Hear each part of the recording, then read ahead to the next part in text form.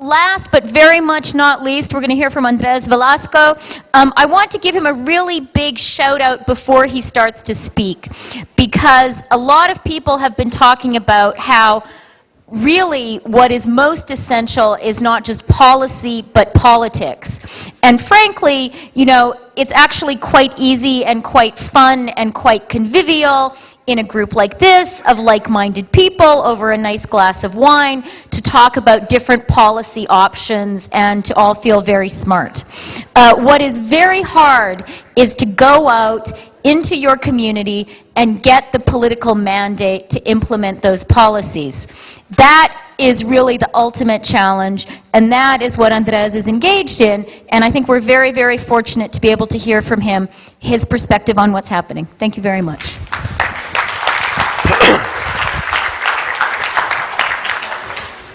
Thank you, Christy, for that very generous introduction.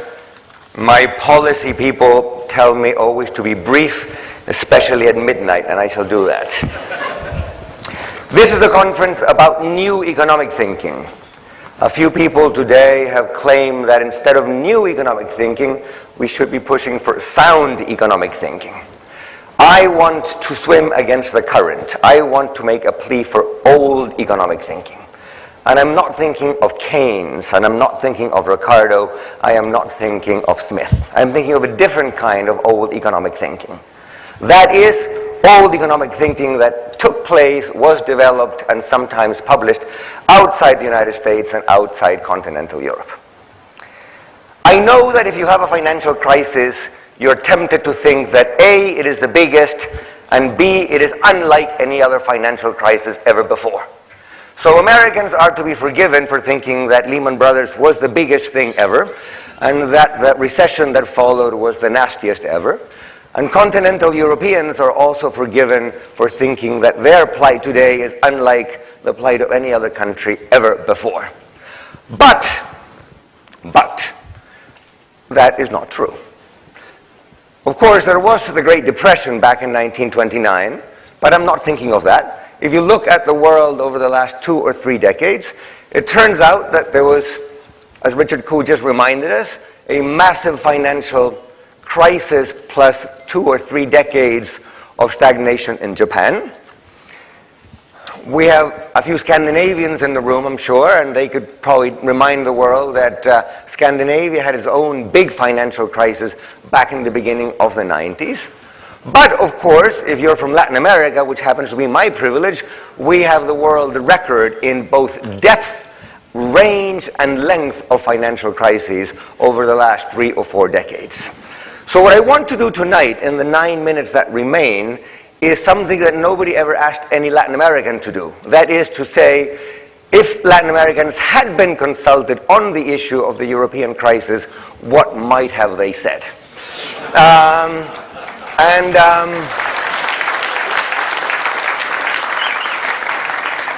And my take will be a little bit like Richard. My take will be, and this is my punchline, so if you're tired you can leave. My punchline is, had you told us, we could have told you you were screwing up.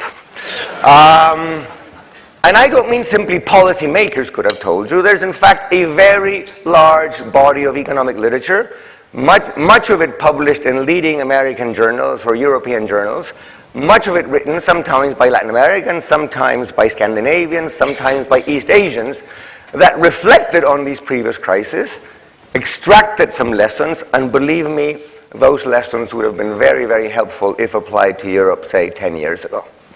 And I have a list of 7 of those, and let me go through them very quickly. Lesson number 1. The common currency in Europe was applied by resorting to the wrong political economy model. And I say political economy model because I don't think anyone ever seriously thought that that Europe, or the current euro area, was really an optimal currency area in the sense of Mundell. So economic arguments, in my view, mostly go out the window. We're left with political arguments. And the political argument, at least as seen from Cambridge, Mass., which is where I used to reside back then, was simply this. There are a bunch of countries whose politics are lousy. They need a straitjacket. The only way to get labor reform, product reform, regulatory reform, and governance reform in those, free-spending, high-living countries near the Mediterranean is to acquire a very big monetary straitjacket. If they do, and if devaluation is gone, then, they will have to behave like good Northern Europeans, get their house in order. Well, this is exactly what was said in Latin America back in 1979, when another warm-climated, Catholic, high-spending set of countries, Argentina, Uruguay, and Chile, adopted a fixed exchange rate, which, of course, collapsed massively back, 3 years later, around 1982. Argentina, being populated by Italians, tried it again. They tried it back in 1991. They adopted not just a fixed exchange rate, but a currency board, a one-to-one parity to the US dollar, and 10 years later, it collapsed massively. What happened in those countries? First of all, did the straitjacket induce reform? No. Why did it not? For a very simple reason that will ring true to Europeans. When you fix your exchange rate, you look very safe to the world, people want to lend money to you, asset prices rise, credit is plentiful, and whoever saw a country that did reform when money was everywhere, right? So when you're floating in dollars, you don't reform. Or when you're floating in euros, you don't reform. Think of Greece, think of Spain, think of Belgium, think of Italy, think of Portugal.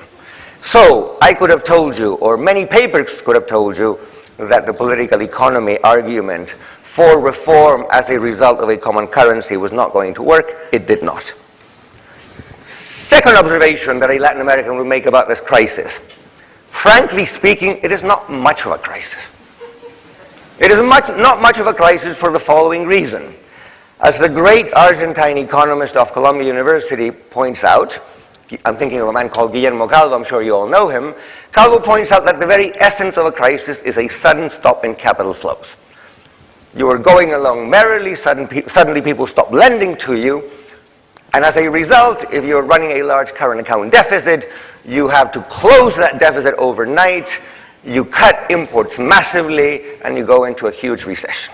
Well, Europe has been in a crisis for 3 or 4 years, and Greece, Spain, Italy, Portugal, and everybody else all have current account deficits of more than 4% of GDP. So the basic requirement of a crisis, that nobody wants to lend to you anymore, and therefore you have to close the gap overnight, simply has never happened here.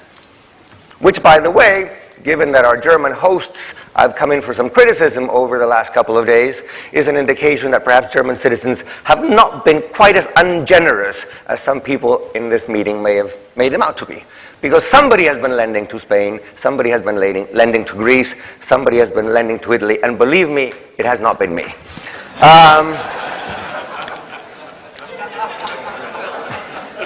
Nor Brazil.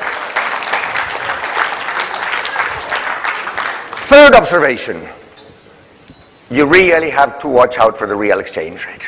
As Marty Feldstein pointed out in a piece, Project Syndicate article about 2 months ago, it is fairly evident that countries like Greece have an obvious problem with the real exchange rate. Why is that so?